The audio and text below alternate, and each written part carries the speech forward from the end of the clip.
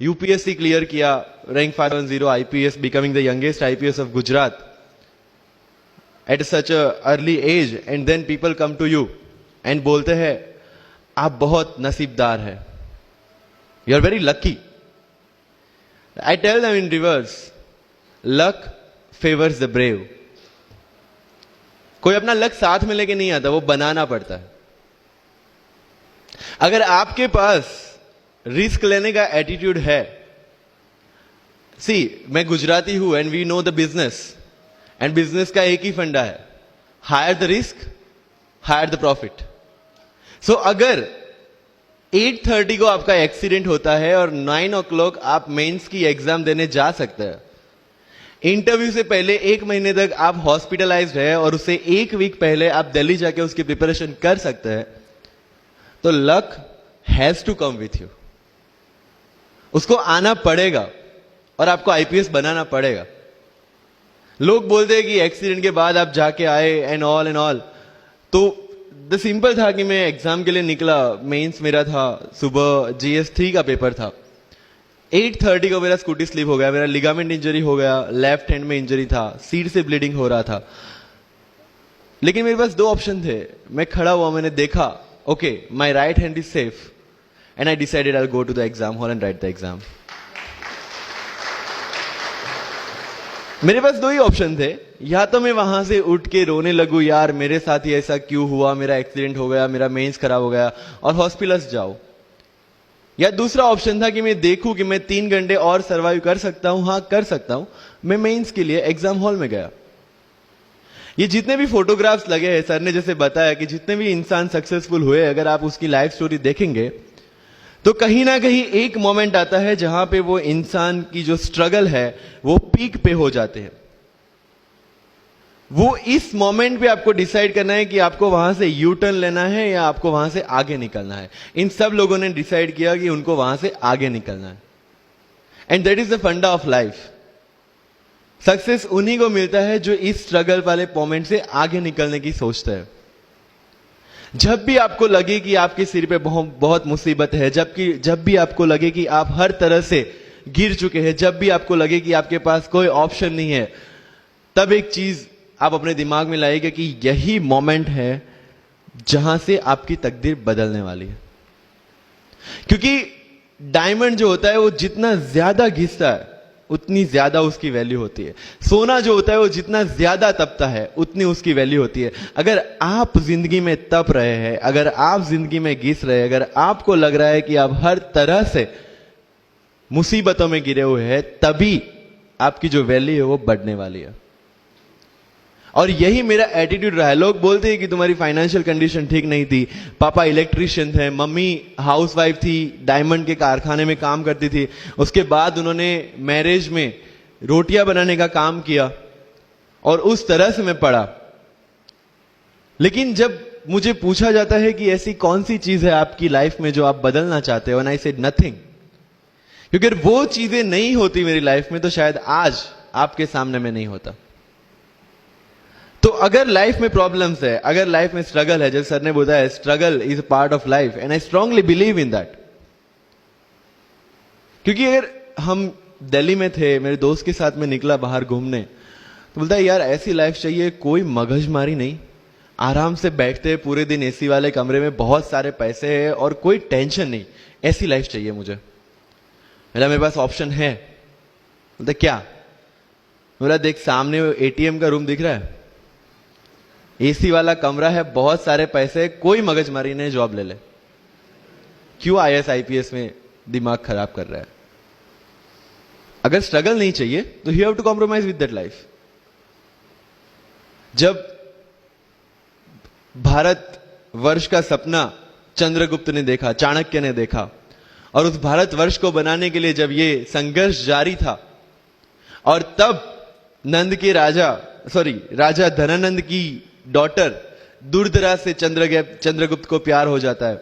और जब चाणक्य उनको बोलते कि नहीं तुम्हें उससे दूर रहना है, तब चंद्रगुप्त बोलता है आचार्य कभी कभी सोचता हूं कि जिंदगी में या ये भारत के सम्राट बनने के लिए इतना त्याग, इतना बलिदान ना देना होता तो. और तब चाणक्य रिप्लाई करते हैं तो हर कोई भारत का सम्राट होता।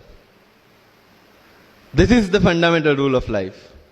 अगर आईएएस बनने के लिए, आईपीएस बनने के लिए सैक्रिफाइस करना नहीं पड़ेगा, अगर उसके लिए आपको त्याग नहीं करना पड़ेगा, तो आज पूरे इंडिया में हर घर में आपको आईएएस आईपीएस मिल जाएंगे।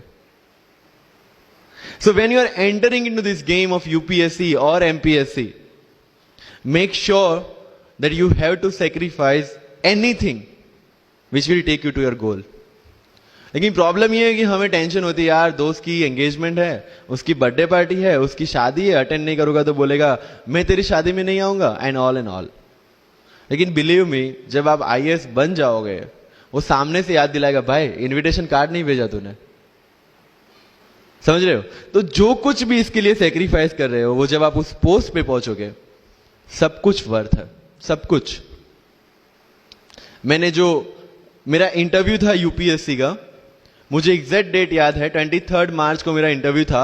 20 फरवरी को मुझे हॉस्पिटल में एडमिट किया गया क्योंकि मुझे इन्फेक्शन हो गया था बॉडी में, एंड बहुत हाई फीवर था, तो आईवी के अलावा कोई ऑप्शन नहीं था। 1 मार्च को ठीक होके मैंने सोचा चलो दिल्ली निकलते हैं।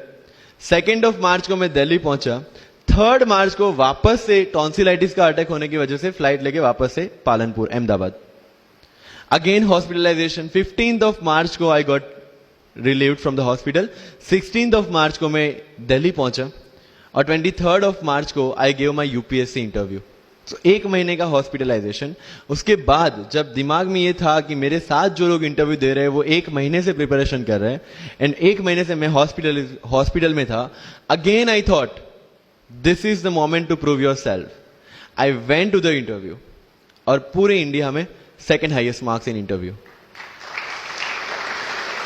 This is not to say कि मैंने कितना अचीवमेंट लिया, this is just to say UPSC is all about this. मैंने कोई प्रिपरेशन नहीं की थी यूपीएससी के लिए, इंटरव्यू के लिए, but again I scored good marks in interview, because UPSC सिर्फ आपका नॉलेज चेक नहीं करता। Make it very clear in your mind, जैसे सर ने बोला, it's a game of wisdom. आपको पहले ऑफिसर बनना पड़ेगा यहां से। यूपीएससी का काम तो सिर्फ थप्पा लगाना है कि हाँ ये ऑफिसर बन गया। जितने भी आईएएस आईपीएस ऑफिसर्स को आप मिलोगे, you will realize this thing कि ऑफिसर वाली क्वालिटीज इसमें पहले से है। आप जब प्रिपरेशन स्टार्ट करते हैं तभी से समझ लीजिए कि आपकी आईएएस और आईपीएस की ट्रेनिंग भी स्टार्ट हो गई। बिकॉज जो क्वालिटीज आपको चाहिए as an officer, as a IAS, as an IPS, क्या क्वालिटीज चाहिए? फर्स्ट ऑफ ऑल कॉन्फिडेंस, कि जब आप उस सीट पे बैठते हैं, आपके सामने कोई भी क्वेश्चन आएगा, you will be able to handle the issue. ये कॉन्फिडेंस लेके आपको उस सीट पे बैठना है। यही कॉन्फिडेंस चाहिए when you start the preparation. Decision making, अगर हर एक टॉपिक पे आप हर एक कोई पूछने जाते हैं, भाई इसमें कौन सी बुक पढ़ूं, इसमें क्या पढ़ूं, इसमें क्या करूं, then you are not suitable for this exam. लोग बोलते हैं कि 1 साल में प्रिपरेशन, जैसे मैंने जून 2016 में मैं दिल्ली गया, और जून 2017 में मैं अपियर हुआ, and I clear UPSC and GPSC. People से कि सर 1 साल की मेहनत में आपने एग्जाम क्लियर कर दिया। यस, टेबल और चेयर पे बैठ के करने वाली मेहनत 1 साल की थी, लेकिन उसके पीछे की मेंटल प्रिपरेशन कितनी पुरानी थी। जब मैं प्राइमरी स्कूल में था तब सोचा था कि आईएएस बनना है, और तब से मेरी जो जर्नी है, तब से मेरा जो टेम्परामेंट है, तब से मेरा जो एटीट्यूड है, वो इसी डायरेक्शन में था। जब कॉलेज में था तब मैंने एनजीओ स्टार्ट किया, 3 एनजीओ से मैं जुड़ा था। जब लोग सोशल मीडिया, व्हाट्सएप और फेसबुक पे बिजी थे, मैं वहां स्लम में जाके बच्चों को पढ़ा रहा था। क्यों? क्योंकि मुझे पता था कि फ्यूचर में यही काम करना है, क्यों ना अभी से उसकी ट्रेनिंग ले लो। So I have invested my each and every moment for this goal. Because जो पर्सनालिटी टेस्ट लास्ट में यूपीएससी लेता है, इंटरव्यू नहीं है वो, we consider it as interrogation. Interview को इंट्रोगेशन लेके चलते हैं, वहां पे पूछताछ होगी नहीं। अगर यूपीएससी के इंटरव्यू में 10 में से 9 क्वेश्चन के आंसर भी आप सॉरी सर और sorry ma'am, I don't know कह के देते हैं, उसका कोई इंपैक्ट नहीं पड़ता। इंपैक्ट पड़ता है वो 9 क्वेश्चन न आने का प्रेशर आप कैसे हैंडल करते हैं। आपके पसीने छूट जाते हैं या आप वही टेम्परामेंट के साथ इंटरव्यू कंटिन्यू करते हैं। मार्क्स उस चीज के हैं, मार्क्स है आपकी सोच के। एक ऑफिसर के तौर पे जब आपको आईएएस या आईपीएस की सीट पे बिठाया जाएगा, how will you treat the citizens of this